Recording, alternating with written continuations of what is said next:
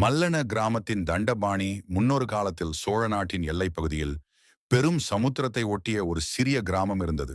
மல்லன கிராமம். அங்கு வாழ்ந்தவர்கள் எளிமையானவர்கள்.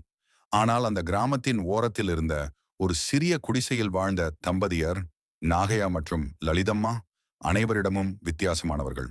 அவர்கள் செல்வந்தர்கள் இல்லை. தினமும் நாகையா காட்டுக்கு போய் கட்டைகள், வரகு, கிழங்குகள் எடுத்து வந்து ராஜ்யத்தில் விற்று அதில் கிடைத்த சிறு வருமானத்தில் வாழ்க்கை நடத்தினார். ஆனால் அவர்களின் வாழ்க்கையின் பெரும் செல்வம் பக்தி. அவர்கள் தினமும் முருகா, சுப்பிரமணியா, கார்த்திகேயா என்று ஜெபித்துக் கொண்டே வாழ்ந்தனர். அவர்களின் அன்பு பக்தி சென்றடைந்தது கடவுளின் உள்ளத்தை. ஒரு நாள் அருளாளர் முருகன் அவர்களுக்கு அருள் செய்தார். உங்களுக்கு ஒரு மகன் பிறக்கும் என்ற தெய்வ குரல். 9 மாதங்களுக்குப் பிறகு அழகான ஆண் குழந்தை பிறந்தது. அவனுக்கு அவர்கள் பெயர் வைத்தார்கள் தண்டபாணி. அன்பில் வளர்ந்த குழந்தை. வறுமை இருந்தாலும் அன்பில் குறையில்லை. தம்பதியர் தாங்கள் பட்டினி இருந்தாலும் மகனுக்கு சாப்பாடு கொடுத்தார்கள். தண்டபாணி வளர வளர அவன் காதுகளில் ஒலித்தது ஒரு மந்திரம் மட்டும். முருகா, முருகா. அவன் 5 வயதான போது கிராமத்தில் ஒரு கொடிய நோய் பரவியது. பலர் உயிரிழந்தனர். வைத்தியர்கள் அந்த தொலைதூர கிராமத்துக்கு வரவில்லை.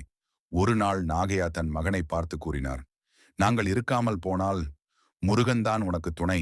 அந்த இரவே தண்டபாணியின் கண்முன்னே அவன் பெற்றோர் உயிர் நீத்தனர். அவன் அனாதை ஆனான். மர்ம மயில் தண்டபாணி கோவிலில் கிடைக்கும் பிரசாதம் சாப்பிட்டு வாழ்ந்தான். காட்டில் பழம் பறித்து உண்டான். ஆனால் அவன் கவனிக்காத ஒன்று, ஒரு மயில் எப்போதும் அவனை தொடர்ந்து வந்தது. அவன் அறியாமல் அது தெய்வ அருளின் அடையாளம். கோபமும் மாற்றமும் வளர்ந்த தண்டபாணி ராஜ்யத்தில் அநியாயம் அதிகம் என்பதை உணர்ந்தான்.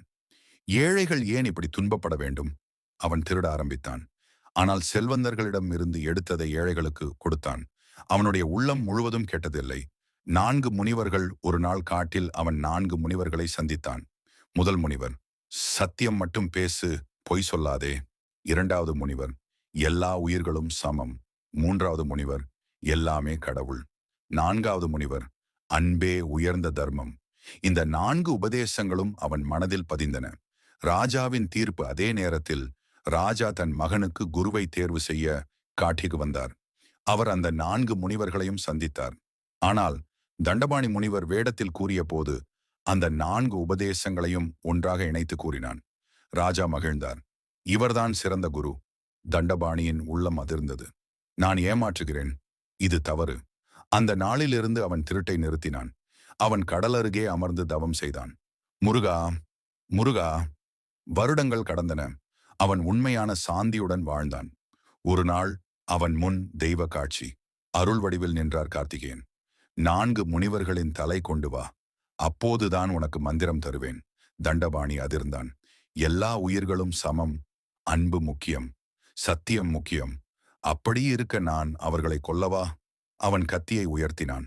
ஆனால் தன் தலையை வெட்ட தயாரானான். என் தலையை எடுத்துக்கோ, ஆனால் நான் உயிரை கொல்ல மாட்டேன். அந்த நொடியே கத்தி மறைந்தது. முருகன் சிரித்தார். இது சோதனை, நீ வென்றாய். மந்திரம் தேவையில்லை, உன் மனம்தான் மந்திரம். அந்த நொடியே தண்டபாணி தெய்வத்துடன் ஐக்கியமானான். கதை சொல்லும் பாடம். மந்திரம் முக்கியமல்ல, பக்தி மட்டும் போதாது. நல்ல எண்ணங்கள் பிளஸ் நேர்மை பிளஸ் அன்பு சமம் கடவுளின் அருள். யாருக்கும் தீங்கு நினைக்காமல் வாழ்ந்தால் கடவுள் நம்மோடு இருப்பார். வெற்றிவேல் முருகனுக்கு அரோகரா. ஓம் சரவணபவம்.